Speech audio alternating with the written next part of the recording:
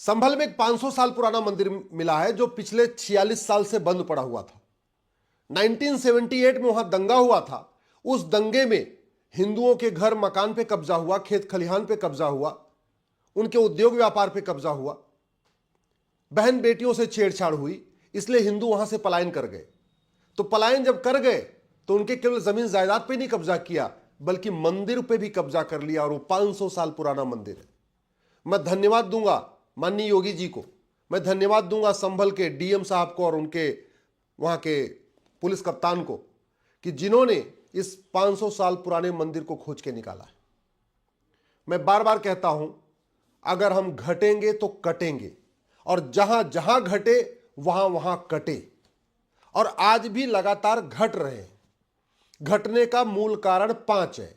पहला लव जिहाद, दूसरा ड्रग जिहाद, तीसरा घुसपैठ जिहाद, चौथा धर्मांतरण जिहाद, पांचवा जनसंख्या जिहाद। लव जिहाद के कारण हम घट रहे, ड्रग जिहाद के कारण हमारे बच्चे नपुंसक होते जा रहे, घुसपैठ जिहाद तगड़ा चल रहा है, 6 करोड़ घुसपैठी आके बसा दिए गए हैं। धर्मांतरण जिहाद खूब चल रहा है, लगभग प्रतिदिन 10,000 हिंदुओं का धर्मांतरण हो रहा है।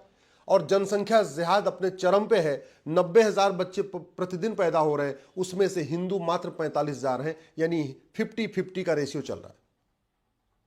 और आप खुद सोचिए कि 1978 में जब देश आजाद था, भारत में संसद थी, भारत में सुप्रीम कोर्ट है, हाई कोर्ट है, सब कुछ है, इसके बावजूद जब दंगा हुआ तो केवल मकान दुकान खेत खलिहान पे कब्जा नहीं हुआ बल्कि मंदिर पे भी कब्जा हो गया। तो आप कल्पना करिए बाबर, हुमायूं, तुगलक, गजनी, गोरी के समय क्या हुआ होगा। ये तो जिला प्रशासन संभल का गया था वहां बिजली की चोरी पकड़ने, वहां गया था अवैध निर्माण देखने, तो मंदिर मिल गया। और इसीलिए जब हम कहते हैं प्लेस ऑफ वर्शिप एक्ट के अंतर्गत सर्वे होना चाहिए तो सर्वे नहीं करने दे रहे। ये तभी एक मंदिर मिला है जबकि जिला प्रशासन केवल बिजली की चोरी चेक करने गया था। अगर जहां जहां मुगलों के समय में मस्जिदें बनी हैं, वो इनफैक्ट सारी की सारी मस्जिदें हमारे मंदिरों के ऊपर बनाई हैं। न मुगलों ने एक भी नया शहर बसाया, न उन्होंने एक भी नई मस्जिद बनाई। हमारे बसे बसाए शहरों का नाम बदला और हमारे बने बनाए मंदिरों का गुंबद बदला था। और ये जो डेमोग्राफिक इंबैलेंस है ना, इसका दुष्परिणाम ये है, आज की डेट में हम 9 राज्यों में खत्म हो चुके हैं। भारत में कुल 28 राज्य हैं, 8 केंद्र शासित प्रदेश हैं, टोटल हो गए 36। 36 में से 9 राज्यों में डेमोग्राफी बदल गई, यानी 25% राज्यों की डेमोग्राफी बदल चुकी है। और घटेंगे तो कटेंगे, और जहां घटे वहां कट चुके। 200 जिले हैं, उसमें से 800 जिले हैं, उसमें से 200 जिलों की डेमोग्राफी बदल चुकी है। 6,000 तहसीलों में से 1,500 तहसीलों की डेमोग्राफी बदल चुकी है। बॉर्डर के 300 तहसीलें हैं, उनमें 300 की 300 तहसीलों की डेमोग्राफी बदल गई है। और मूल कारण लव जिहाद, ड्रग जिहाद, घुसपैठ जिहाद, धर्मांतरण जिहाद और जनसंख्या जिहाद।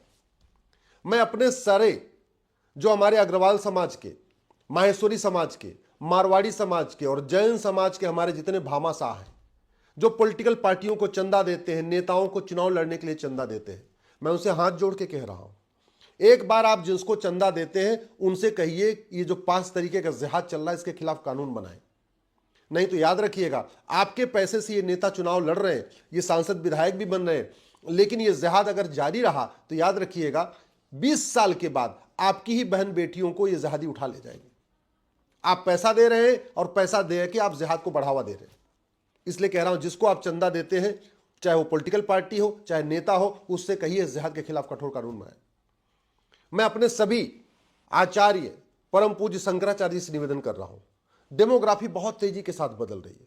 मैं अपने सभी मंडलेश्वर महामंडलेश्वर से हाथ जोड़ के आग्रह कर रहा हूं, मैं अपने सभी मठ मंदिरों को पुजारी से आग्रह कर रहा हूं, याद रखिएगा, मठ मंदिर बनाने से डेमोग्राफी में जो बदलाव हो रहा है ये नहीं रुकेगा।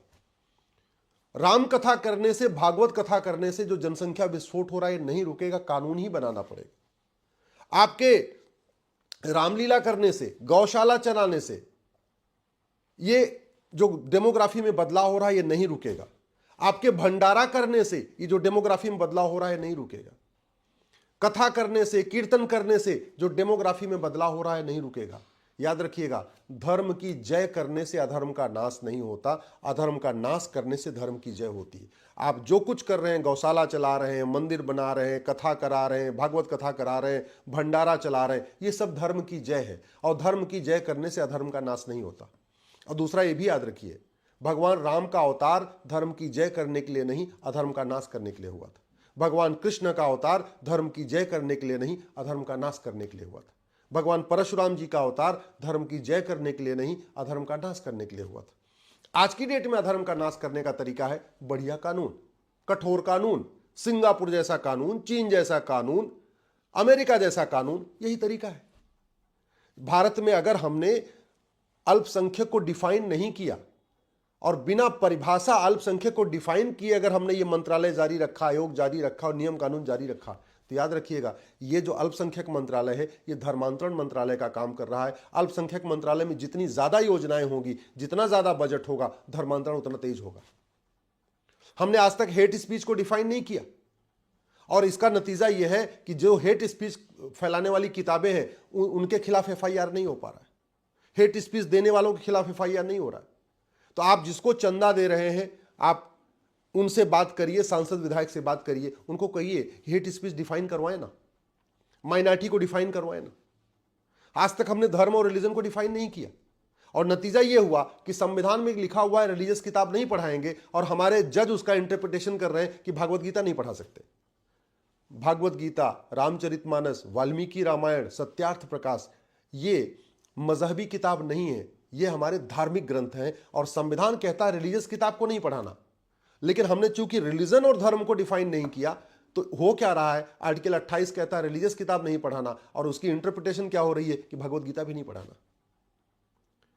आज हमारे सामने जो सबसे बड़ा खतरा है जनसंख्या विस्फोट का, वो तब रुकेगा जब कठोर कानून बनेगा। याद रखिएगा, मठ मंदिर बनाने से या कथा करने से या धर्मशाला चलाने से या गौशाला चलाने से या भंडारा करने से जनसंख्या विस्फोट नहीं रुकेगा। उसके लिए तो कानून बनाना पड़ेगा। आप जितने काम इस तरीके के कर रहे हैं, करोड़ों रुपए खर्च कर रहे हैं, इससे नफरती स्कूल नहीं बंद होंगे। मदरसा बंद करने के लिए तो आपको माइनॉरिटी को डिफाइन करना पड़ेगा और माइनॉरिटी के दायरे से आपको बाहर निकालना पड़ेगा इसको। आप जितने भी जिहाद चल रहे हैं, लब जिहाद, ये कानून से ही रुकेगा। ड्रग जिहाद कानून से ही रुकेगा। घुसपैठ जिहाद कानून से ही रुकेगा। धर्मांतरण जिहाद कानून से रुकेगा। तो आप जो एफर्ट कर रहे हैं वो सारा धर्म की जय है और धर्म की जय से अधर्म का नाश होता नहीं। हां, अधर्म का नाश करने से धर्म की जय होती है। इसलिए मेरा आप लोगों से हाथ जोड़ के निवेदन है, भारत में समान शिक्षा लागू करने की मांग करिए, समान नागरिक संहिता लागू करने की मांग करिए, घुसपैठ के खिलाफ कठोर कानून बनाने की मांग करिए। मैं माननीय मुख्यमंत्री से भी आग्रह करता हूं, आपने जिस तरीके का बोल्ड स्टेप लिया है और जितना प्रशासन को आपने पूरी स्वतंत्रता दे रखा है कि वो कानून के हिसाब से काम करें, मेरा आपसे ये भी आग्रह है। और खास तौर पे मैं पूरे उत्तर प्रदेश के सभी कप्तान और कलेक्टर से आग्रह करता हूं, जहां घुसपैठिए मिले उनको पकड़िए और घुसपैठियों और उनके मददगारों के खिलाफ आप 5 धारा लगाइए, एनएसए लगाइए, यूएपी लगाइए, वेजिंग वॉर लगाइए, देशद्रोह लगाइए, गैंगस्टर एक्ट लगाइए। घुसपैठियों और उनके मददगार का मतलब जो घुसपैठियों का आधार बनाता है, राशन कार्ड बनाता है, ड्राइविंग लाइसेंस बनाता है, वोटर आईडी बनाता है, बर्थ सर्टिफिकेट बनाता है, जो भी कुछ करता है, उनके खिलाफ भी ये 5 धारा लगाइए। मैं गारंटी के साथ कहता हूं घुसपैठी अपने आप भाग जाएंगे और आने वाले टाइम में कोई घुसपैठियों की मदद नहीं करेगा। मैं माननीय मुख्यमंत्री से निवेदन कर रहा हूं, आपने धर्मांतरण कराने वालों पर एनएसए लगा दिया लेकिन बाकी धाराएं नहीं लगी है। आप धर्मांतरण कराने वाले मिशनरियों, जिहादियों और उनके मददगारों, जो उनकी मदद करते हैं, भारत के सफेद पोस्ट, चाहे वो सांसद हो, चाहे विधायक हो, चाहे पार्षद हो, चाहे प्रधान हो, उनके खिलाफ आप एनएसए लगवाइए, यूएपीए लगवाइए, वेजिंग वॉर लगवाइए, देशद्रोह लगाइए, गैंगस्टर एक्ट लगाइए। जो घुसपैठियों और धर्मांतरण कराने वाले मिशनरियों, जिहादियों की मदद कर रहा है, इनकी प्रॉपर्टी जब्त करिए, इनकी नागरिकता खत्म करिए, इनको आजीवन कारावास देने के लिए व्यवस्था करिए, फास्ट ट्रैक कोर्ट बनाइए। मैं गारंटी के साथ कहता हूं धर्मांतरण भी बंद हो जाएगा। आप drug narco polygraph brain mapping कानून बनाइए और जो ड्रग जिहाद कर रहे हैं इनको साल भर के अंदर फांसी दिलवाने की व्यवस्था कराइए। मैं कह रहा हूं धर्मांतरण भी रुक जाएगा। जितने हमारे सनातन के सामने खतरे हैं, ये सारे के सारे खतरे नियम कानून को बदल के ठीक किया जा सकता है। लेकिन उसके लिए हमें क्या करना पड़ेगा, एक यूनिफॉर्म पुलिस कोड बनाना पड़ेगा, यूनिफॉर्म जुडिशियल कोड बनाना पड़ेगा, यूनिफॉर्म एडमिनिस्ट्रेटिव कोड बनाना पड़ेगा, यूनिफॉर्म एजुकेशन सिस्टम लागू करना पड़ेगा, यूनिफॉर्म सिविल कोड लागू करना पड़ेगा, नियम कानून बनाना पड़ेगा। मेरी बात ठीक लग रही हो, इस वीडियो को अधिक से अधिक शेयर करिएगा, क्योंकि याद रखिएगा, आज के नेता, अभिनेता, लेखक, बुद्धिजीवी, पत्रकार, कलमकार 20 साल के बाद आपके बच्चों को बचाने नहीं आएंगे, लेकिन जिन कानूनों की बात मैं कर रहा हूं, अगर ये कानून बना दिए गए तो अगले 500 साल तक हमारे और आपके बच्चे सुरक्षित रहेंगे।